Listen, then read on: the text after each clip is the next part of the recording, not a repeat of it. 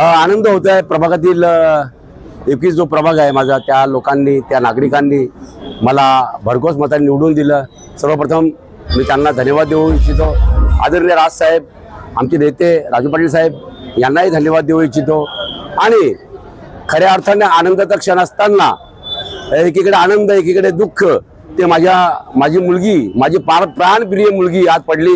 तर एकीकडे मला आनंद होत असताना देव क्षणाक्षणाला मला थांबवतो की मुलीचं दुःख आहे आणि बापाला मुलीचं दुःख जास्त आहे। माझ्या विजयापेक्षा ती विजय होणं माझ्यासाठी खूप महत्त्वाचं होतं, पण परमेश्वराने ती माझी हाक ऐकली नाही, त्याने मलाच निवडून दिलं।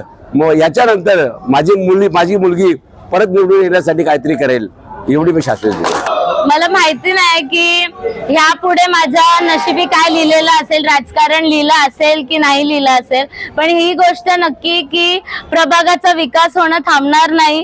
कारण की आता खऱ्या अर्थाने मला असं वाटतं ह्या 21 प्रभागाची जी आहे ती विकास होणार आहे। कारण की जे नेते 19 वर्ष काही पद नसताना इतकं बदल घडू शकतात, मग विचार करा त्यांना जर तुम्ही सभागृहात आता पाठवलंय तर ते किती बदल घडून आणतील। आणि तुमच्या सगळ्यांसाठी हा सुवर्ण दिवस आहे आणि माझ्यासाठी सुद्धा, कारण की माझे वडील निवडून आलेले आहेत।